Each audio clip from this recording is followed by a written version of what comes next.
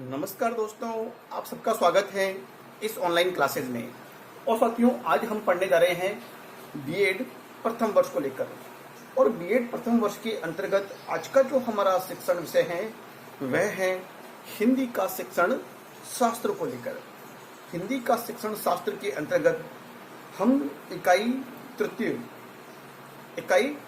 जो कि भाषा के आधारभूत कौशल, सूत्र तथा अन्य विषयों से संबंध को लेकर हम यहाँ पर अध्ययन कर रहे हैं।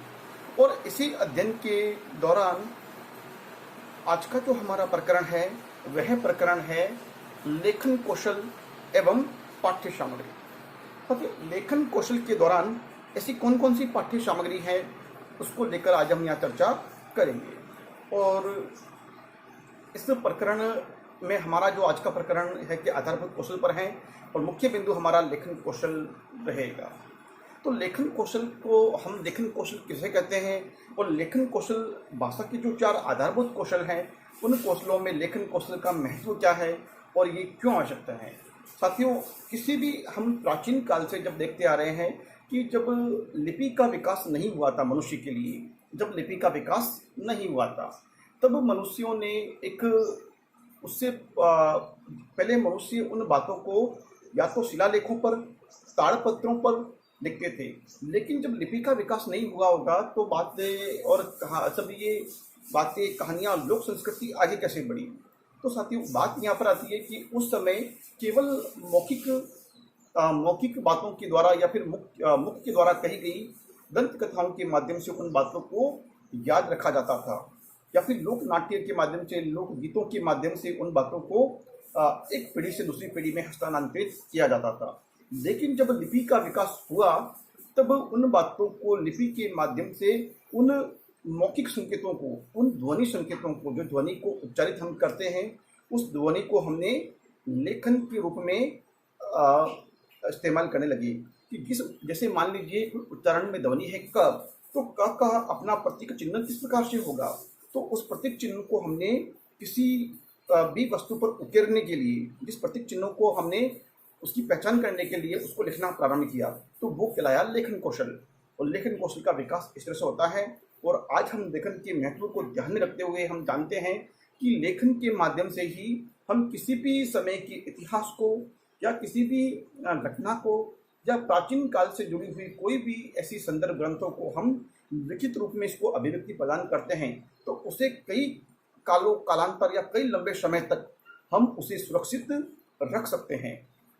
साथियों, इसी बात में मुझे घटना याद है कि जब 1112 के आसपास जब भारत में खिलजी का आक्रमण हुआ था, तो उस समय हमारे भारत की नालंदा, तक्षशिला, इन विश्वविद्यालयों को जला दिया गया, जिसमें लाखों करोड़ों पुस्तकें जो अमूल्य ज्ञान का भंडार थी उनको जलाकर नष्ट कर दिया गया।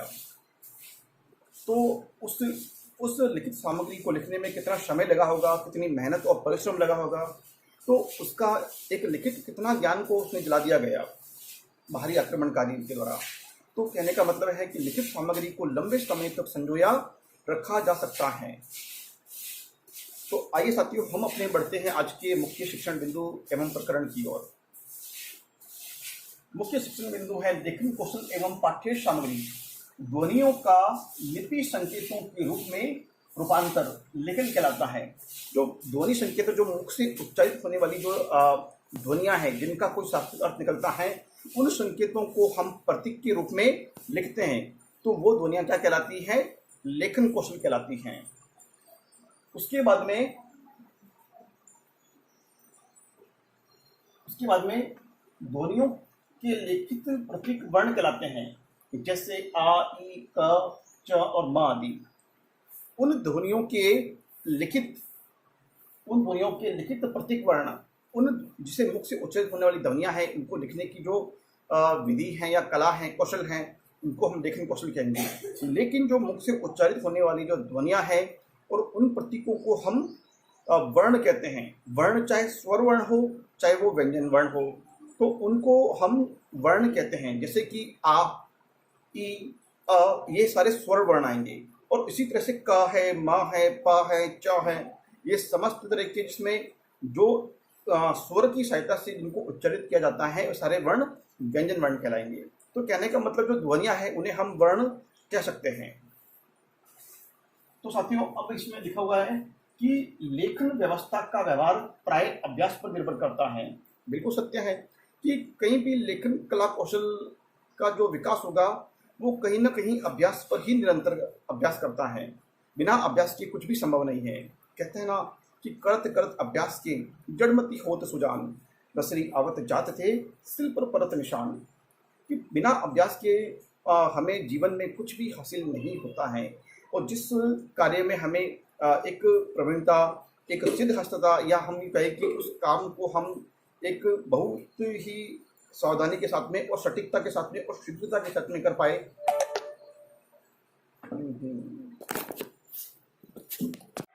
तो साथियों हमने पढ़ा कि जो लेखन कौशल है वो उसका जो व्यवहार है अभ्यास पर ही निर्भर करता है। बिना अभ्यास के हम पर कुछ भी संभव नहीं होता है।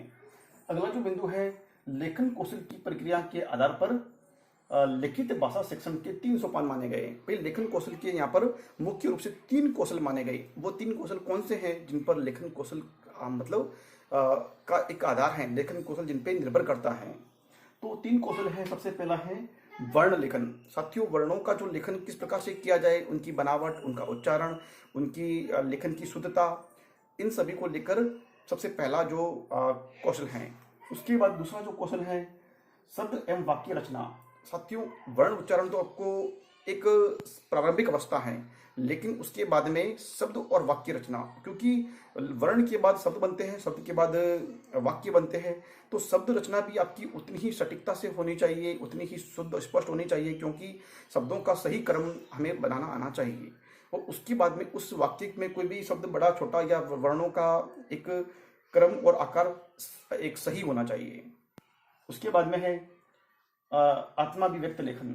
कि भी तीसरा जो है कि आत्मा के द्वारा हम उसकी अभिव्यक्ति किस प्रकार से लेखन में कर सकते हैं। किसी भी कवि लेखक के द्वारा अपनी मन की भावनाओं की जो रचना के रूप में वो लिखता है और उसको किस प्रकार से लेखन के माध्यम से उन मन की जो भावों को अभिव्यक्त कर सकता है, संप्रेषित कर सकता है। तो अब अगला जो बिंदु हमारे सामने है, समक्ष है, वो है उपरोक्त विवेचन से स्पष्ट हो जाता है कि भाषा के प्रमुख 4 कौशलों सुनना, बोलना, पढ़ना और लिखना, इन चारों कौशलों में एक अनुन्याश्रय का संबंध है। वो कहीं ना कहीं एक दूसरे पर आश्रित हैं। प्रत्येक जो ये बिंदु है एक दूसरे पर आश्रित हैं। तो हमें हर बिंदु में चारों कौशलों का अध्ययन बालकों में एक सही रूप में, शुद्ध रूप में एवं सही दिशा एवं सही दशा में करवाना चाहिए, ताकि बालक का भाषाई विकास एक सही समय पर, सही दिशा में और सही तरीके से संभव हो सके। अन्यथा बालक में भाषा विकास अधूरा रहेगा तो कहीं ना कहीं उसका सर्वांगीण विकास भी प्रभावित होगा और वो समाज में अपने जीवन में सफलताओं के आसार को नहीं पा सकेगा और अपने जीवन में निराशा को महसूस करेगा, अनुभव करेगा। तो हमें हर व्यक्ति का, हर शिक्षक का एक नैतिक दायित्व है कि वो अपने बालकों में, अपने विद्यार्थियों में भाषा के विकास को लेकर 100% कार्य करें और उनमें अधिक से अधिक भाषाई कौशल एवं भाषा पर पूर्ण अधिकार प्राप्त करने में उनकी सहायता करें। तो साथियों आज की वीडियो व्याख्यान में इतना ही। हम फिर मिलेंगे अगले वीडियो व्याख्यान में। तब तक के लिए बहुत बहुत धन्यवाद। जय हिंद, जय भारत।